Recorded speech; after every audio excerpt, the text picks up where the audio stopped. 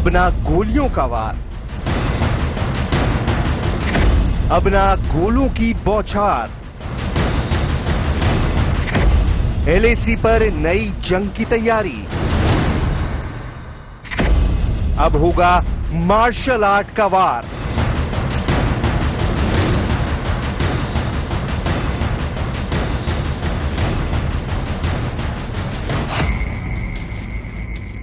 गलवान घाटी झड़प से सबक लेते हुए चीन अब नई जंग की तैयारी में जुट गया है।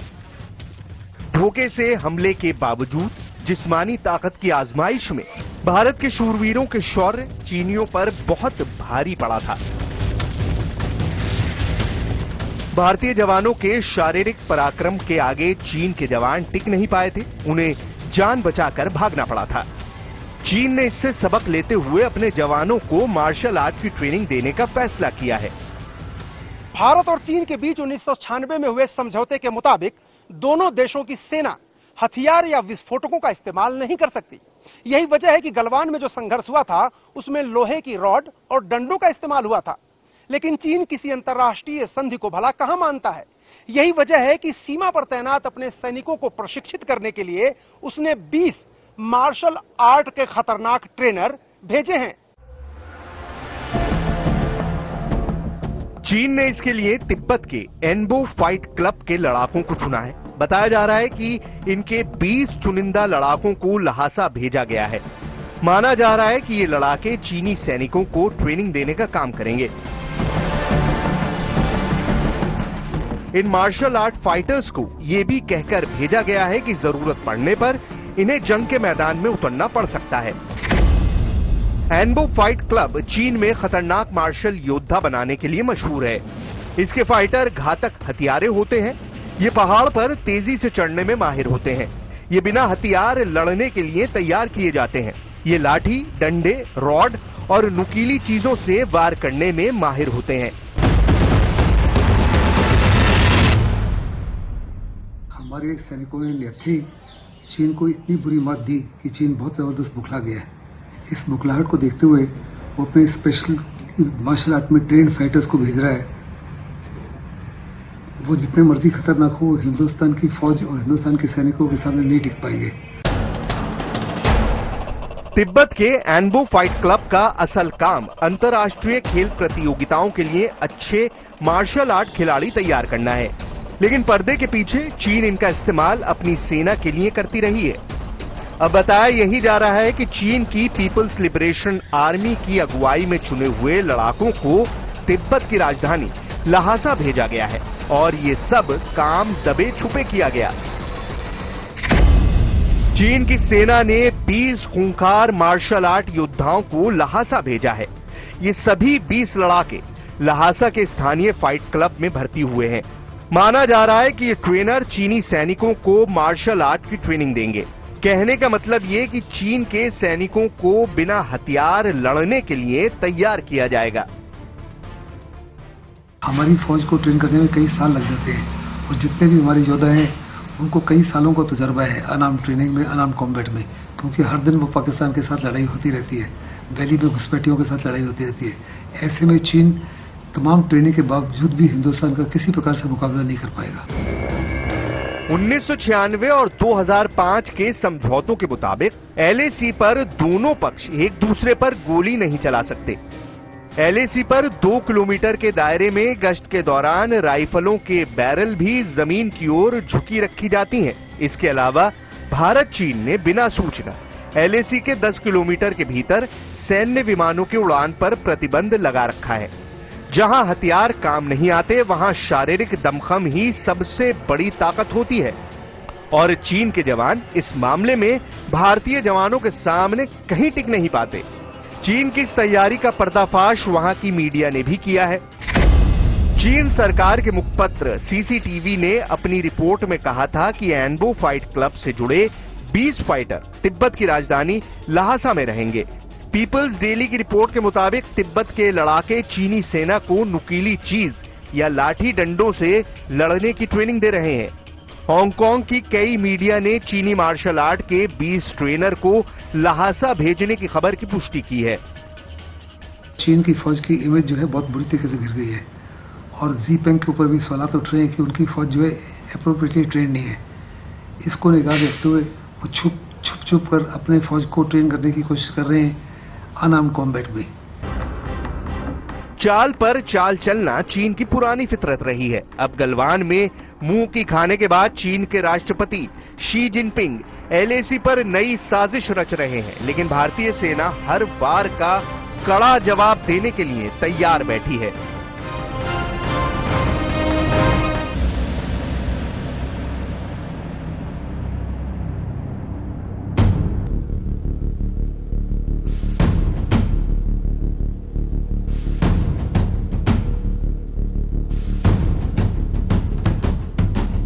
जिनके नाम से आतंकी थर्राते हैं, जो पल में दुश्मनों को दहला देते हैं,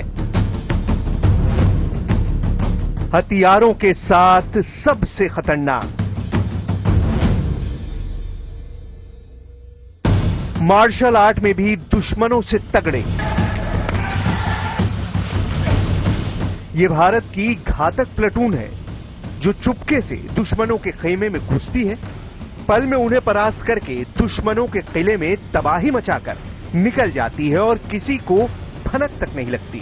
इनका वार इतना तगड़ा होता है कि दुश्मन को उठने का मौका तक नहीं मिलता।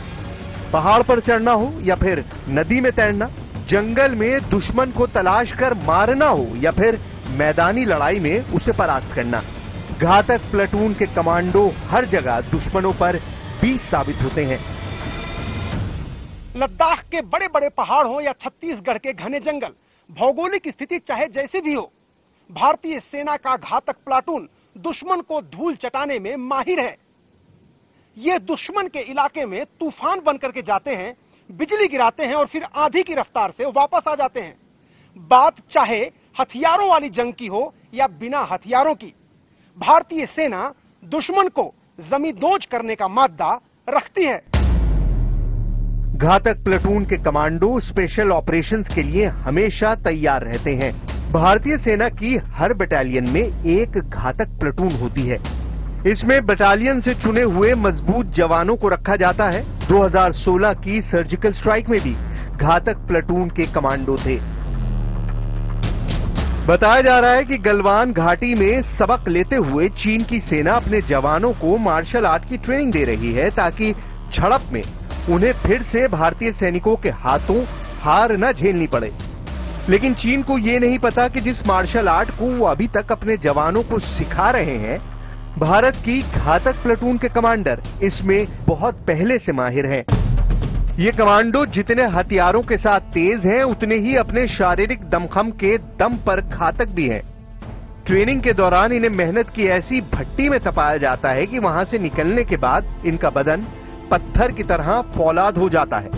घातक प्लेटून के कमांडो एक दिन में 20 से 22 घंटे की कठोर ट्रेनिंग करते हैं। जवानों को हथेलियों के बल पर चलाया जाता है। सड़क पर या जंगल में 3 से 4 किलोमीटर तक रेंगना पड़ता है। बिना भोजन के जिंदा रहने की ट्रेनिंग दी जाती है। जरूरत पड़ने पर सांप, बिच्छू और कांच भी खा सकते हैं। भारत के जो कमांडोज हैं वो दुनिया में सबसे अहम है और उनमें हर प्रकार की क्षमता है दुश्मन के ऊपर हावी होना। और जिस माफिक गलवान घाटी में उन्होंने अपनी क्षमता दिखाई, दुश्मन की रीढ़ की हड्डी तोड़ दी, उसकी बाजुएं टांगे तोड़ दी, उसकी गर्दन तोड़ दी। ऐसे में दुश्मन के ऊपर हर प्रकार से हावी हो जाते हैं। परमवीर चक्र विजेता ग्रेनेडियर योगेंद्र सिंह यादव से चीन की सेना सबक ले सकती है, जिन्होंने कारगिल जंग में टाइगर हिल पर दुश्मनों के दांत खट्टे कर दिए थे। ग्रेनेडियर योगेंद्र भी घातक कमांडो फोर्स के हिस्सा थे। भारत के घातक प्लेटून कमांडो इसी तरह दुश्मन को चौंका देने वाली टुकड़ी की तरह काम करते हैं। अगर चीन एलएसी पर फिर से चालबाजी करता है तो ये कमांडो चीन को भी चौंकाने के लिए तैयार बैठे हैं।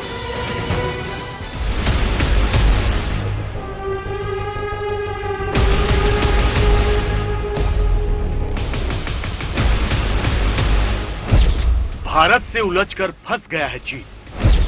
भारत की कूटनीति से चित हो गया है चीन। भारत के दोस्तों ने भी चीन को सिखाया सबक।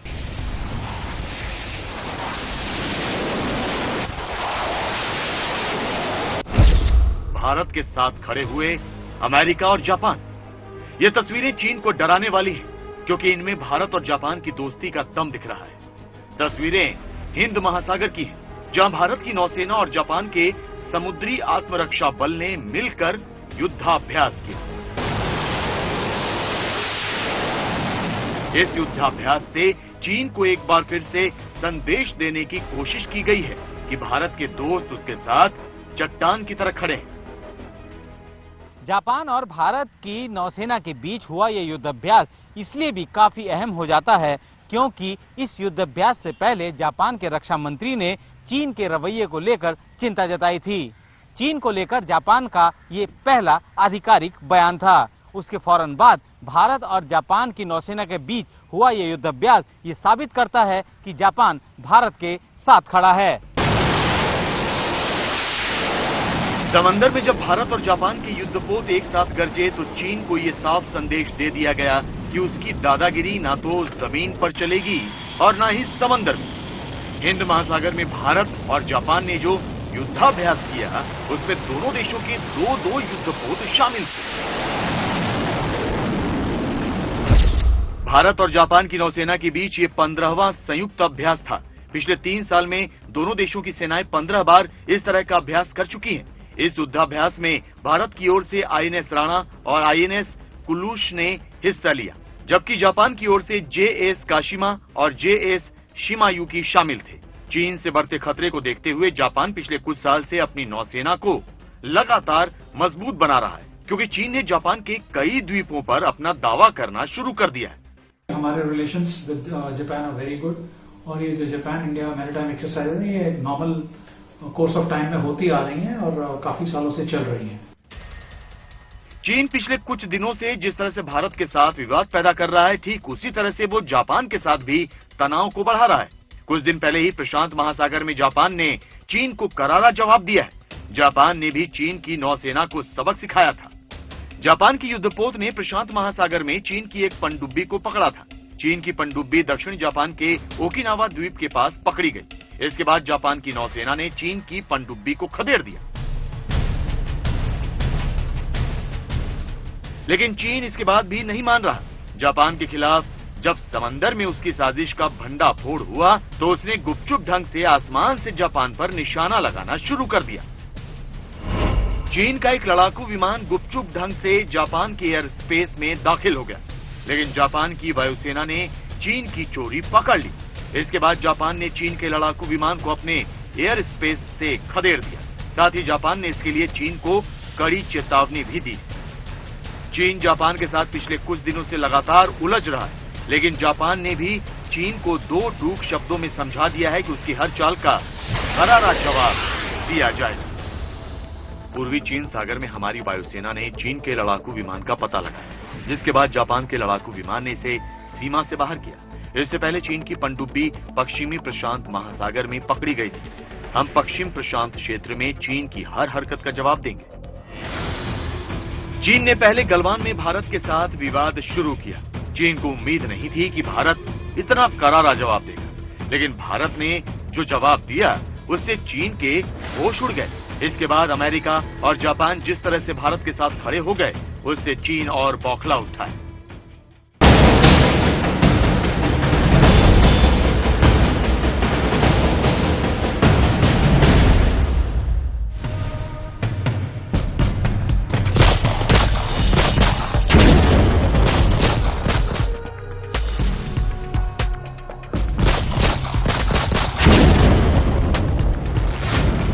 छब्बीस 11 हमलों के गुनहगार से दोस्ती निभाते इमरान।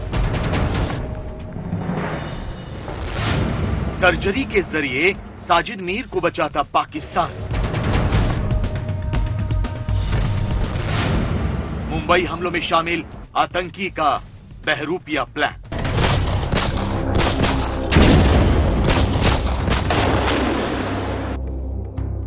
आज से 12 साल पहले मुंबई में आतंकियों ने कत्लेआम मचाया था। पाकिस्तान से आए लश्कर तैयबा के 10 आतंकियों ने मुंबई को धमाकों और गोलियों की आवाज से दहला दिया था।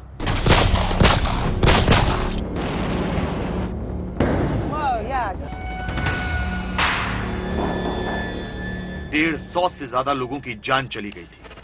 हाफिज सईद के गुर्गों ने भारत को गहरा जख्म दिया था, लेकिन हाफिज के साथ इन हमलों को अंजाम देने वाला एक गुनहगार आज भी पाकिस्तान में महफूज है।